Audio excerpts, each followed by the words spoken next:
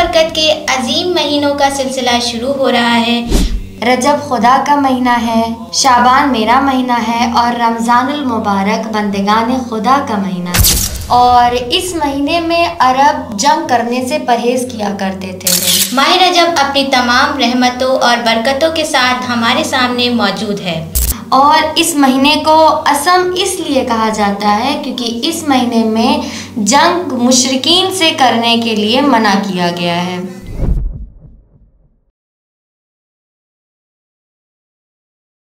بسم اللہ الرحمن الرحیم، اللہم صلی علی محمد وآل محمد وعجل فرج۔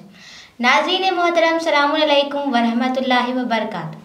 خیر و برکت کے عظیم مہینوں کا سلسلہ شروع ہو رہا ہے۔ ماہ رجب اپنی تمام رحمتوں اور برکتوں کے ساتھ ہمارے سامنے موجود ہے۔ یا من ارجوہ لکل خیر، اب ہماری ذمہ داری ہے کہ ہم اعلیٰ ظرفی کا ثبوت دیں اور اس ابر رحمت سے برستی ہوئی خیر و برکت کو اپنے وجود میں سمیٹ سکیں۔ وآمنوا سخطه عند كل شر۔ آج کے اس پروگرام میں ہمارے ساتھ موجود ہے خواہر الماس فاطمہ، جن کے ساتھ ماہ رجب کے سلسلے سے گفتگو رہے گی۔ خواہر سلام علیکم۔ وعلیکم السلام ورحمۃ اللہ، اور ناظرین کی خدمت میں بھی سلام عرض ہے۔ اور سب سے پہلے ہمارے ناظرین کے لیے ماہ رجب کی فضیلت اور خاصیت بیان فرمائیں۔ رجب یا رجب المرجب قمری سال کا 7واں اور حرام مہینوں کا پہلا حرام مہینہ ہے کہ جس میں خون ریزی اور جنگ حرام کیا گیا ہے۔ پیغمبر اکرم صلی اللہ علیہ وآلہ وسلم سے منقول ہے کہ رجب خدا کا مہینہ ہے، شعبان میرا مہینہ ہے اور رمضان المبارک بندگان خدا کا مہینہ ہے۔ اور اسی طرح ایک اور جگہ ارشاد فرماتے ہیں کہ جو شخص اس مہینے میں ایک دن روزہ رکھتا ہے گویا وہ اس شخص کی طرح ہے کہ جس نے پورے مہینے روزہ رکھا ہو۔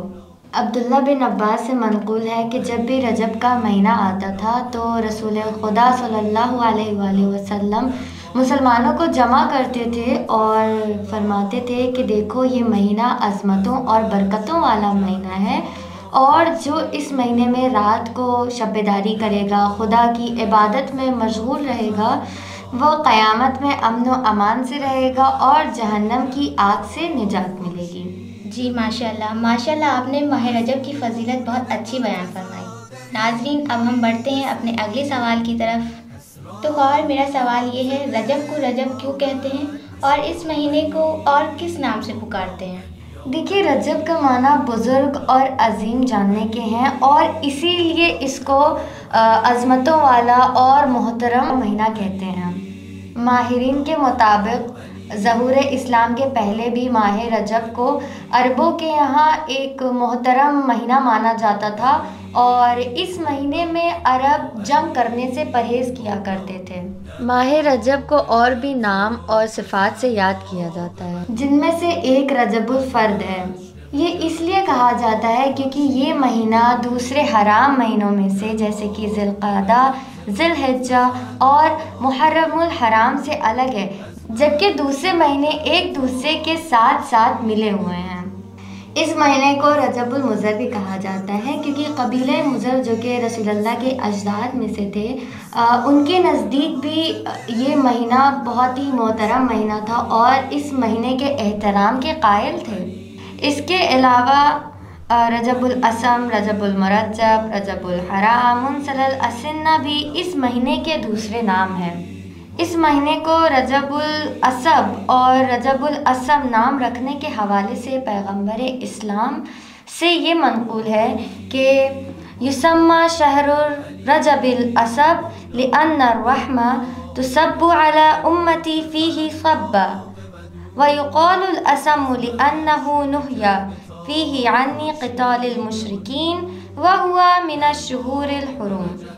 اس مہینے کو اسب اس لیے کہا جاتا ہے کیونکہ اس مہینے میں میری امت پر خدا کی رحمتیں نازل ہوتی ہیں، اور اس مہینے کو اسم اس لیے کہا جاتا ہے کیونکہ اس مہینے میں جنگ مشرکین سے کرنے کے لیے منع کیا گیا ہے۔ خواہر، ماہ رجب کے خاص تاریخی واقعات پہ روشنی ڈالیں۔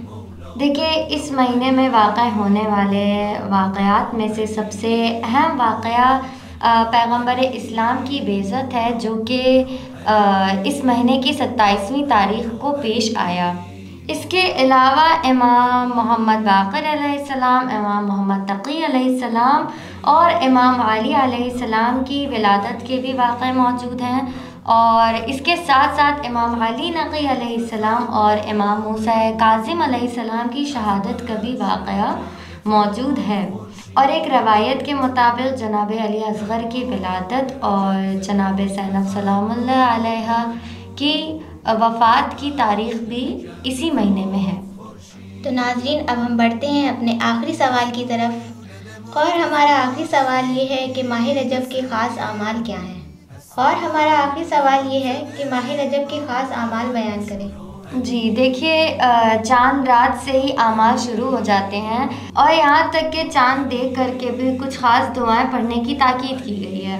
اس مہینے کی پہلی شب جمعہ کو لیلۃ الرقائب کہا جاتا ہے، جس کے حوالے سے روایات میں مختلف اعمال اور آداب کا ذکر موجود ہے۔ اس مہینے کی 13، 14 اور 15 تاریخ، جو کہ ایام بیس کے نام سے معروف ہے، اس میں اعتکاف جیسی سنت اور عبادت بھی کرنے کا حکم دیا گیا ہے۔